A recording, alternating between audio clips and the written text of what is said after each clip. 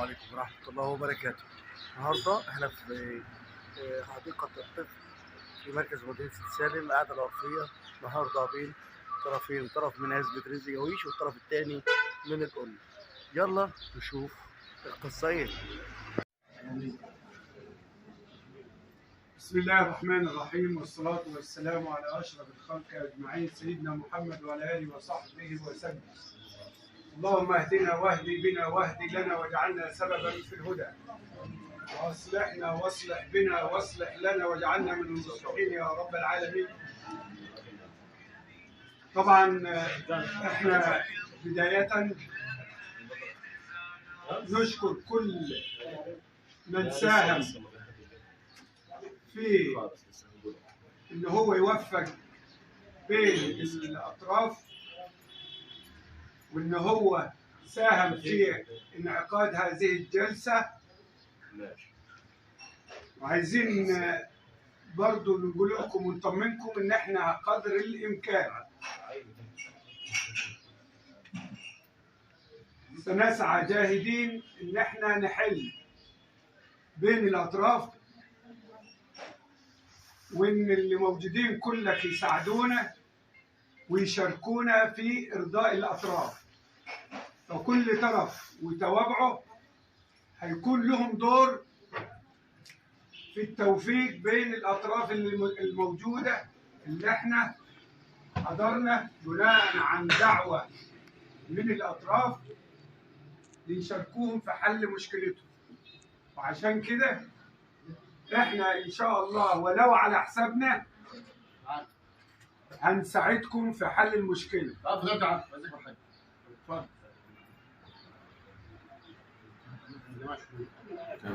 لا خلاص يا جماعه، خلاص اللي على كرسي يقعد. اتفضل.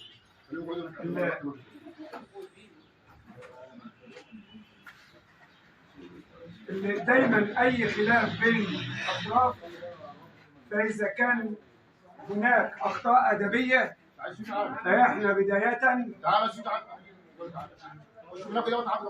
اتفضل يا سيدي.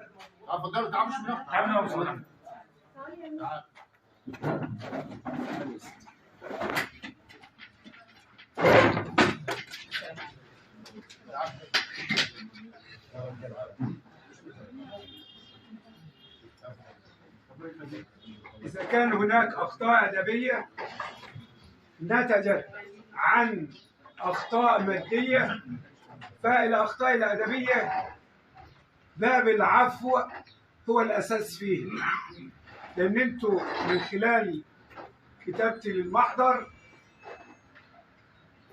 أنتوا أهل وجرايد،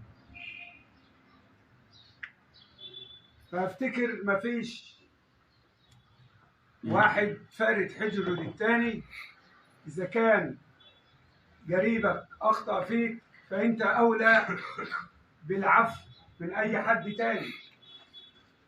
لو كان فيها أغراب هنقدروا نتكلموا ونقولوا ما يصحش إن فيه يحصل فيه تعدي أو خطأ، ولكن الخطأ وإن كان غير مرغوب ومرفوض، ولكن بين الأقارب بنسامح بعض في الأخطاء الأدبية، ونركز على الأخطاء المادية وجوهر الموضوع.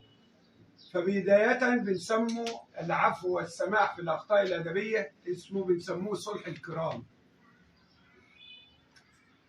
مصداقا لقوله تعالى: فمن عفا وأصلح فأجره على الله. وقوله تعالى: خذ العفو وأمر بالعرف وأعرض عن الجاهلين.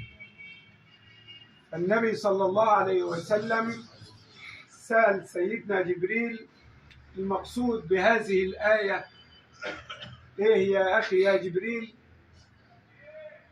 فقال له: إن الله يأمر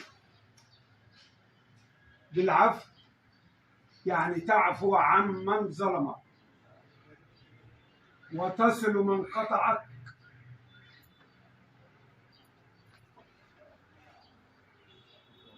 تعفو عمن ظلمك وتصل من قطعك وتعطي من حرمك. فإحنا شايفين صلة الرحم موجودة من خلال كتابتي.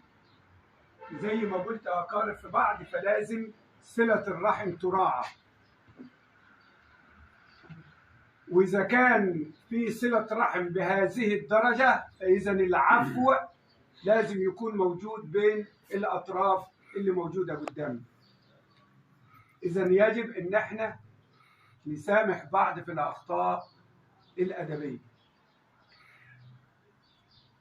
أما الماديات ونتكلموا فيه، أنا عندي الأطراف الحاجة خديجة وسعدة والأخ علي وأحمد ومدام سميحة والأخ رفاعي. الخطاب للأطراف بحالها، عايزين نعفو في الأخطاء الأدبية ونتكلم في جوهر الموضوع، لأن مهما نتكلم محدش فارق حاجة من التاني. الموضوع مش كبير قوي، وما أعلمه إن الأخطاء الأدبية هي نتجت عن الموضوع الأساسي والجوهري، وهي أخطاء بسيطة نقدر نتجاوز عنها. فمطلوب من الأربعة عشان ننجز، لأن الأساس هو جوهر الموضوع. يبقى هنعفو ونصفح اللي أخطأ الثاني، الثاني هيسامحه. وبرضه كان المطلوب يبقى فيه اعتذار، ولكن احنا